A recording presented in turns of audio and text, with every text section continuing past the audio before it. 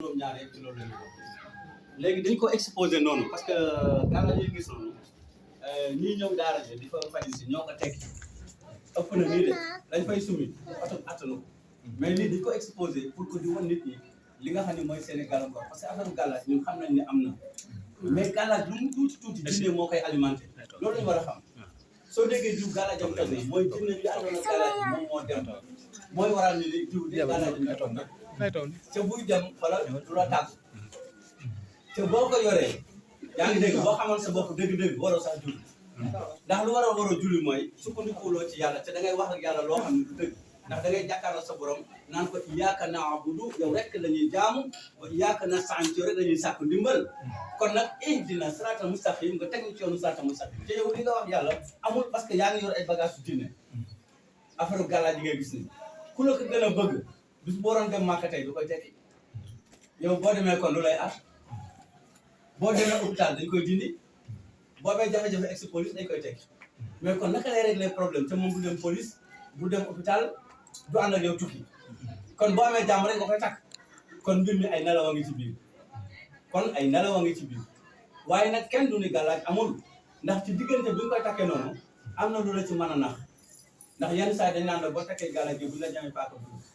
effectivement nga takk ko ñu jam la paaka dugg parce que jinne yi nga àndal ñoom ñooy kar paaka bi ñoo koy kar lem ko wala ñu boole ci lu dëgër nga jam du dugg loolu mooy tul bis buy dem du la tàggu ñaare moo tax turkat dëggantaan fañ koy reyee moom du ko nett loolu mooy li am moo tax affaire gàllaaj yii ñu leen ciy yee soo gisee coono bi ñu ci am yëpp pour yee nit ñi parce que nit ñi déggu bët lañ am amul déggu nopp ndax liñ leen di waxal toujours ngeen dégg ci rajo bi toujours ngeen dégg ci rajo bi oustaz bu toog wala imam naan affaire gàllaaj baaxul ak bokkaale la mais dafa am lu des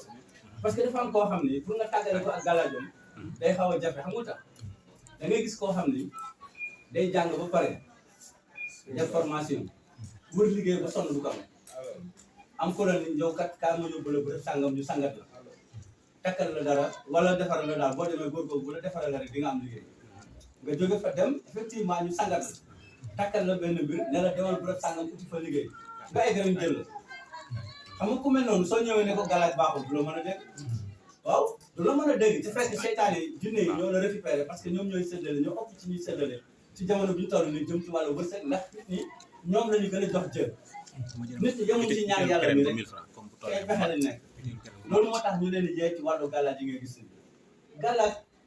buñ ko xamoon dëgg-dëgg kon gàllankoor lañ koy wooyee ndax gàllaaj kat bu jafee rek dañ koy dindi moom jigéen ñi amee doom hôpital xam nañ ci dara fa ngay wasi ne dañ koy dindi dañ koy tekki te pourtant 9 mois yaa ngi